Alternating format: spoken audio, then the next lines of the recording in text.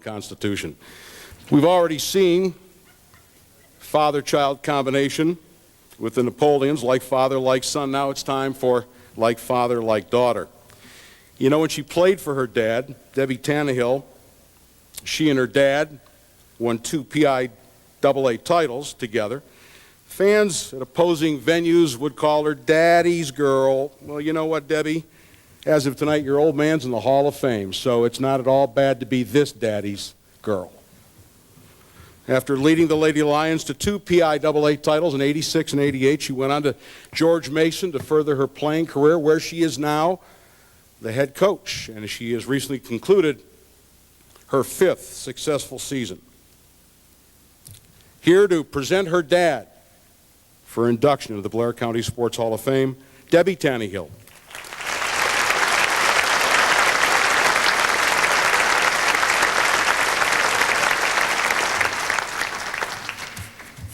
Thank you very much. This is a first-class event. I compliment everybody who has a hand in it because I think this exemplifies the best that we have in Blair County.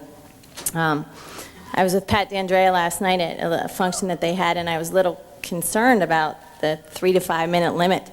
And he informed me that since I worked for 4 summers for Dave Andrews at his office, and I was the only female up here, that I would get a few more minutes added on to my time. So I was glad to know that before I get started. Like Danny, I think it's really difficult to stand up here and talk about someone who was not just your coach or someone that you watched play, but someone who you've been around your entire life, and try and sum that up for 800 people to know what that person is about is really difficult. And I don't usually write things when I go speak, and I do that often in my job. But again, like Danny, I probably wrote 10 different speeches in the last 4 days. And I think I first want to start and just tell you what it's like, what it was like to play for my dad. I've probably been asked that question thousands of times. What's it like to play for your dad? And usually in that tone of voice. He is definitely one of the most intense people I have ever been around. And I've seen lots of coaches at lots of different levels, and he's unmatched in that area. Every game, every play, every day, every team, boys, girls, whether you're up 20, down 20, he coached the same way. And those of you who have seen him, you know what I'm talking about, the red face and the veins that pop out. The first one comes out up here, the next one pops out down here, and if he's looking at you with that expression, you try to look the other way as quickly as possible. That same intensity carried over into the locker room at halftime. He would throw chalk, kick chairs, kick trash cans. The locker room in the field house, there's an aisle right down the middle, and there's benches on both sides, and we filed in. The starters always sat in the first bench. And he would wait a few minutes, and he would come in. The jacket was already off, and he would come storming up there to the front. And usually he would write something on the board, and his handwriting and his spelling are not always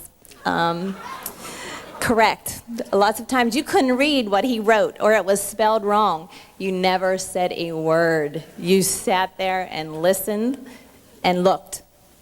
There were certain times when he would come in there, and you have to remember, I've been in his locker room since I was about 6 years old, and so a lot of the different tricks that he would use, I had seen them before. And when he came in there calm, you knew that something was up. And I saw this maybe 3 times in the 12 years that I spent in his locker room. He would come in at halftime, and we were usually down, or maybe we were winning but not playing very well. And he would come in, the jacket was off, and he would face the board, and he would turn around and look at everybody. He would always kind of scan the room, catch everybody's eye, and then he would land on the person that he was about to address. And he would reach into his back pocket and pull out his wallet and open it up and take out a couple bucks. Jenny Shingler, Jenny Moran, I know you're out there, you know what I'm about to say. He would pull out the money and he would say, "You are so lousy that you need to buy a ticket to get into this game." And he would hand you the money, and you had to go up in your uniform and buy a ticket. We were at Bishop McCourt. This is a true story, and he did this to Sandy Baker. I don't remember what year I was. Sandy Baker was a post player for us. She's about 6'1", big, mean, tough kid. He sent her up at halftime to buy a ticket.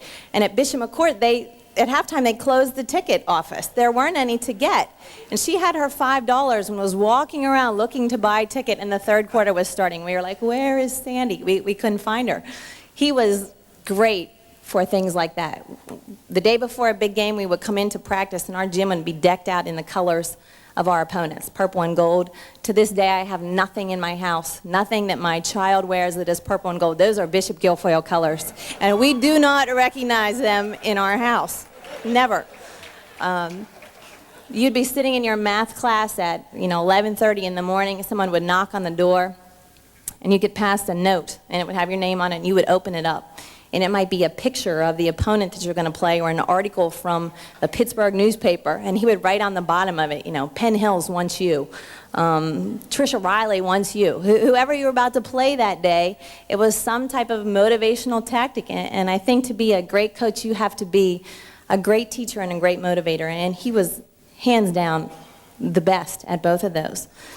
I think it's easy to count the number of scholarships, the number of state championships and national championships and district titles and say, this man was a great coach.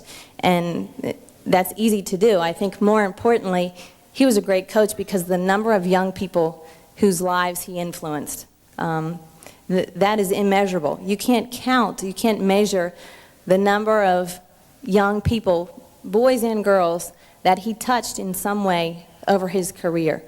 And obviously, I think the two that he touched most are Stephen and I. And both of us played sports. That's all we knew in our house growing up. I remember saying to my mom one time when I was in college and had been away for a couple of years, I said, what would we do if we didn't have sports? As long as I can remember, we were little, and he ran a basketball camp at the YMCA over by the Altoona Hospital. Stephen must have been about 3 years old. And my mom came to pick him up. We were at camp, we were running around, and we couldn't find Stephen. And my mother said, Art, where is he? And my dad said, Susan, relax, he's up on the mats. Stephen was 3 years old. He was sleeping up on about 10 feet of mats in the bleachers at the YMCA. And that's just how our lives went. We went to every Altoona High School football game, girls basketball game, boys basketball game. Stephen and I rode on the bus. We sat on the bench. We were in the locker room. First, his players were our babysitters. Judy McNeilis and Lisa Fubio were our favorite babysitters. I'm maybe dating them a little bit, but they were our favorites. Then they were our role models. Then they were my friends. And finally, I was one of his players. And I think that is one of the best experiences of my life, was to be able to play for him. He developed such a sense of pride and loyalty and commitment to our program and our team and our community. He elevated the level of girls basketball all over, not just Altoona, BG, Hollidaysburg. Everybody had to rise up to compete with us. And when we stepped on that floor, we believed that we were going to win. I talked to one of his former players a couple nights ago. She played the point position for him for 3 years, and then she came down to George Mason and she played it for me for 4 years. And I said to her, Courtney, what do you remember about my dad? Playing for him, tell me one thing about him.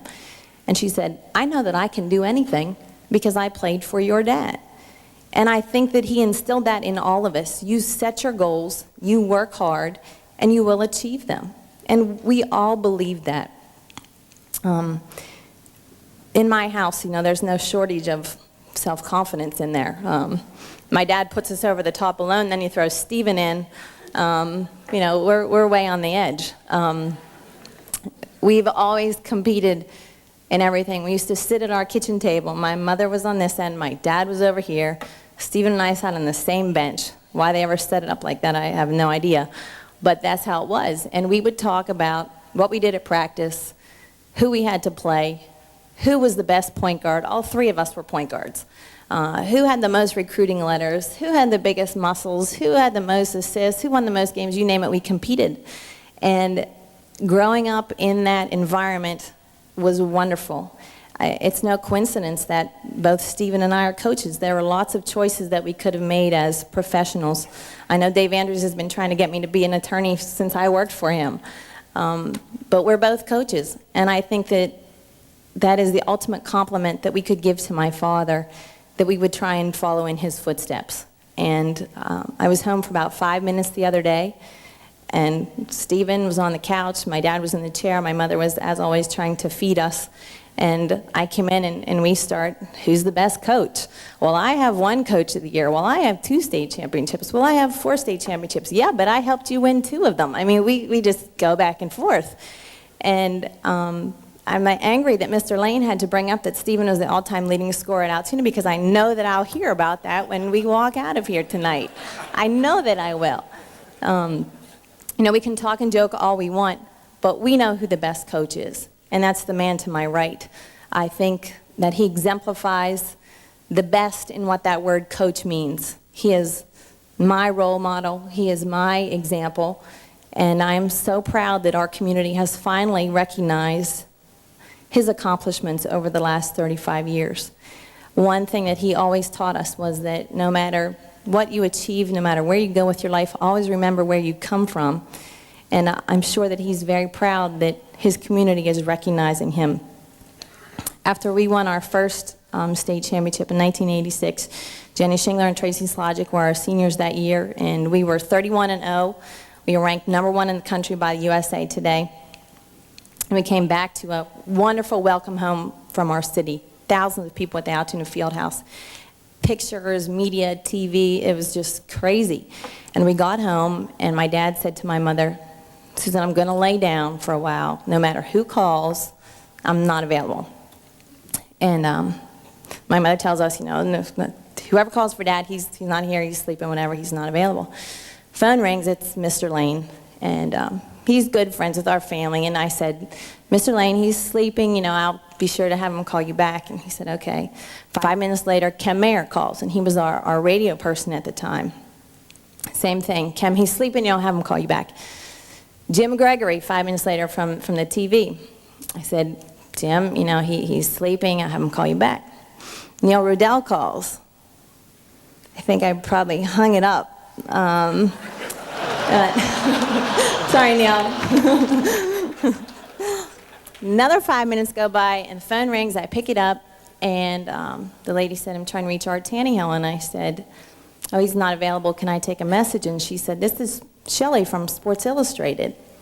I said, Sports Illustrated. I said, well, hold on a minute, I think he just pulled up. And I said to my mother, Mom, oh my God, it's just Sports Illustrated.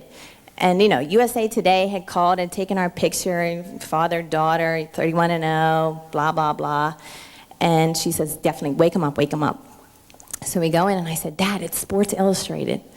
And he rolls over and picks up the phone, and he said, hello. And she said, I'm trying to reach Art Taneyhill. And he said, speaking. And she said, this is Shelley from Sports Illustrated. We were wondering if you would like to renew your subscription.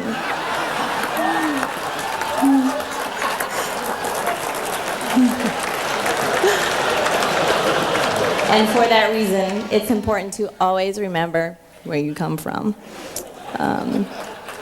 Now, like I said, my father, he was real big on writing notes. And before big games, after big victories, after losses, when I got my first coaching job, when I became a head coach, when I won Coach of the Year last year, he would always send me a note. And regardless of what the note said, the bottom would always read, P.S. Dad loves you. And tonight I want to send that to him. I'm very proud to present my father as an inductee into the Blair County Sports Hall of Fame. Thank you.